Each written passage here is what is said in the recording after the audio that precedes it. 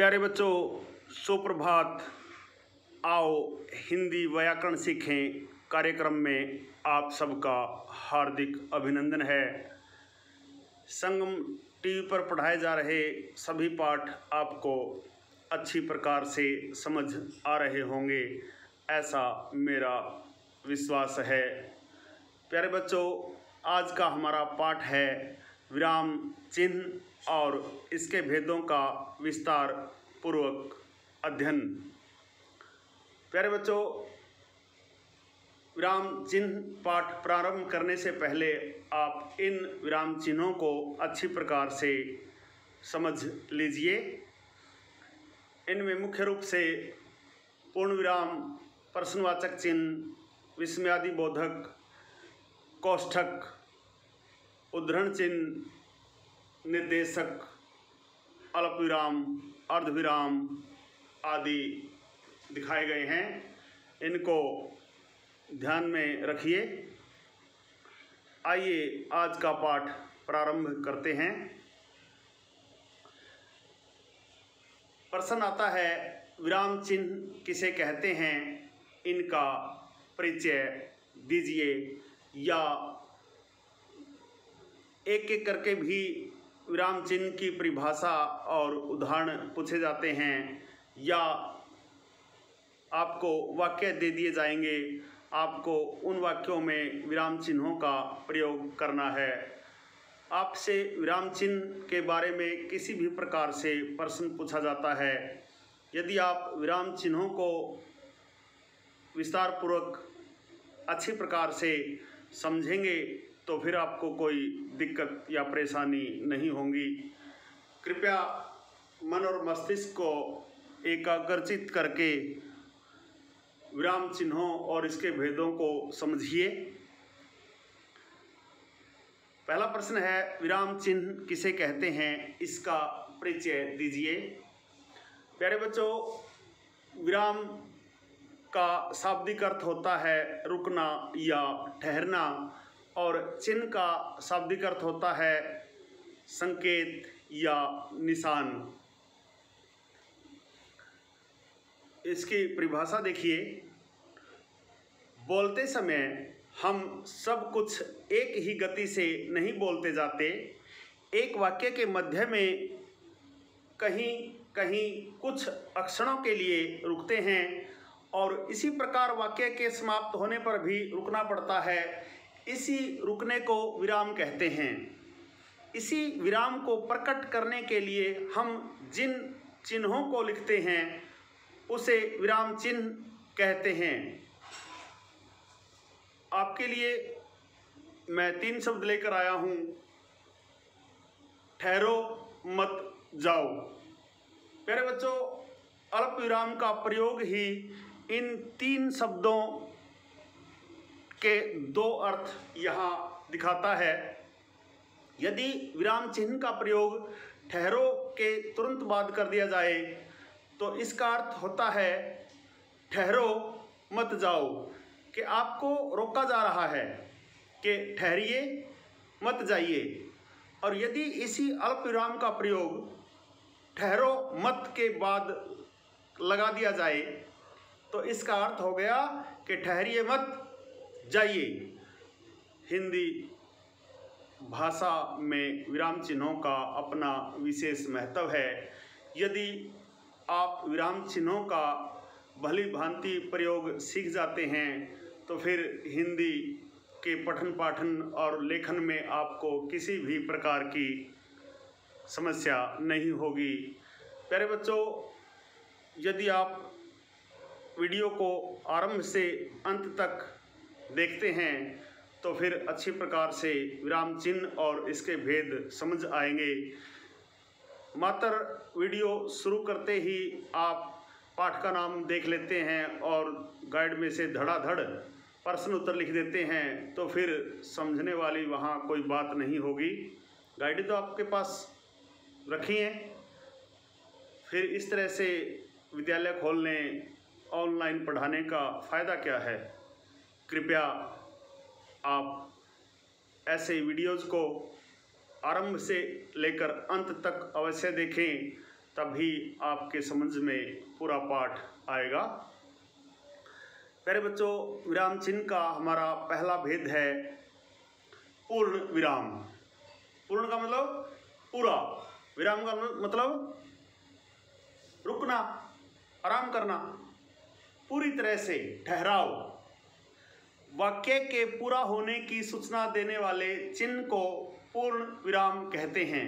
अर्थात जब वाक्य पूरा हो जाए उसके बाद पूर्ण विराम का प्रयोग किया जाता है। जैसे अनुशासनहीनता देश के लिए घातक है। यहाँ वाक्य पूर्ण हो गया है, इसलिए यहाँ पूर्ण विराम का प्रयोग किया गया है। नंबर 2, अर्ध विराम। अर्ध का शाब्दिक अर्थ होता है आधा और विराम का शाब्दिक अर्थ होता है रुकना या ठहरना। वाक्य की पूर्ण समाप्ति न होने पर भी जहां बीच में समाप्ति सी लगे, अगले वाक्य से जोड़ने वाले अव्यय का अभाव हो, तब इसका प्रयोग किया जाता है। जैसे आजकल शिक्षा का उद्देश्य नौकरी है, इसलिए उसका वास्तविक महत्व जाता रहा। यहाँ वाक्य पूरा नहीं होता, लेकिन बीच में पूरा होने का आभास होता है, इसलिए यहाँ अर्धविराम का प्रयोग किया गया है। प्यारे बच्चों, हमारा अगला विराम चिन्ह है अल्प विराम। अल्प का शाब्दिक अर्थ है थोड़ा। विराम का मतलब है विश्राम, आराम, रुकना, ठहरना। पढ़ते समय जब थोड़ी देर ठहरना हो, पढ़ते समय जब थोड़ी देर के लिए रुकना हो, वहाँ पर अल्प विराम का प्रयोग किया जाता है। जैसे लविश, साहिल और कुबेर विद्यालय गए। आप इसको 2 संज्ञाओं के बीच में भी प्रयोग कर सकते हैं। नंबर 4, अपूर्ण विराम। आगे जाने वाली बात के लिए पहले वाक्य से संकेत करना हो तो इसका निर्देशक वाक्य के साथ प्रयोग होता है। जैसे निम्नलिखित प्रश्नों में से किन्हीं 4 का उत्तर दीजिए। प्यारे बच्चों, हमारा अगला भेद है प्रश्न सूचक। वाक्य को प्रश्नवाचक सूचित करने के लिए जिस विराम चिन्ह का प्रयोग किया जाता है उसे प्रश्न सूचक विराम चिन्ह कहते हैं। जैसे क्या मूर्ख को समझाना सरल है? वाक्य की समाप्ति पर प्रश्नवाचक चिन्ह लगाया जाता है। नंबर 6, विस्मयादि बोधक। मानसिक आवेगों के लिए इसका प्रयोग होता है। वो मानसिक आवेग हर्ष, शोक, घृणा, विस्मय, हैरानी आदि कुछ भी हो सकते हैं। जहाँ पर ऐसे मानसिक आवेगों का प्रयोग किया जाए वहाँ विस्मयादि बोधक चिन्ह लगाए जाते हैं।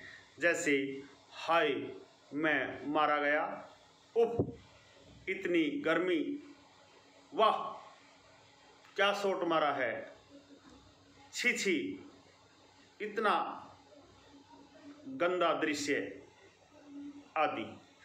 नंबर 7, निर्देशक।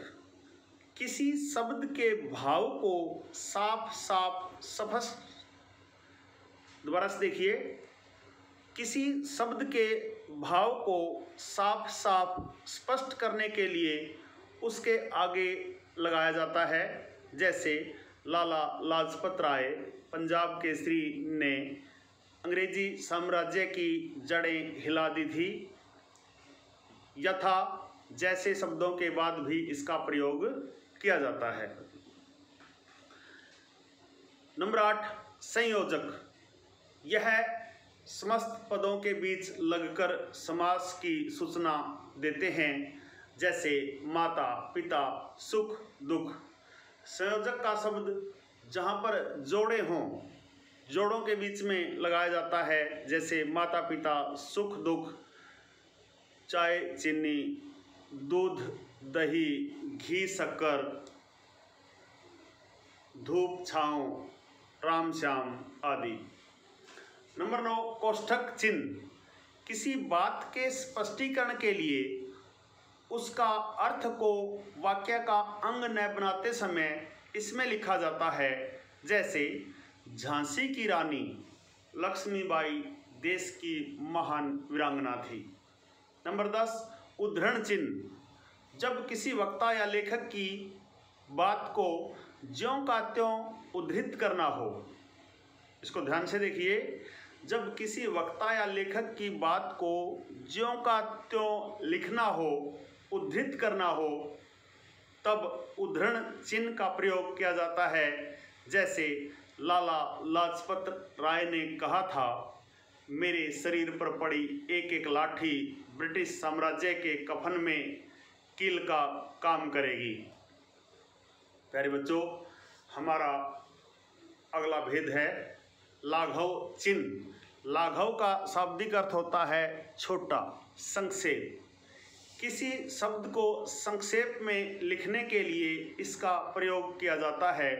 जैसे पंडित नेहरू, लाला लाजपत राय, डॉक्टर राजेंद्र प्रसाद। विराम चिन्ह का 12वां और अंतिम भेद है संबोधन चिन्ह। किसी को बुलाने या पुकारने में संबोधन चिन्ह का प्रयोग किया जाता है। जैसे हे ईश्वर, हम पर दया करना। प्यारे बच्चों, ये था आज का पाठ विराम चिन्ह और इसके भेद। आशा है आपको अच्छी प्रकार से समझ आया होगा। प्यारे बच्चों, संगम टीवी हिंदी व्याकरण के सभी पाठों का सबसे सरल और सटीक विश्लेषण आपके लिए लेकर आता है। आशा है आप भी उतनी ही शिद्दत के साथ इनको पढ़ते होंगे, देखते होंगे। प्यारे बच्चों, यदि संगम टीवी पर प्रसारित होने वाले हिंदी व्याकरण से संबंधित पाठ आपको अच्छी प्रकार से समझ आ रहे हैं तो आप संगम टीवी को लाइक, कमेंट्स और सब्सक्राइब अवश्य करें। यदि आप चाहते हैं कि संगम टीवी पर प्रसारित होते ही हिंदी व्याकरण का पाठ यूट्यूब पर अपलोड होते ही सबसे पहले उसका नोटिफिकेशन आपके पास पहुंचे, आप बेल आइकन को अवश्य दबाएं और इस वीडियो को ज़्यादा से ज़्यादा शेयर करें ताकि आपके जैसे अन्य बच्चों का भी भला हो सके। आपका दिन मंगलमय हो।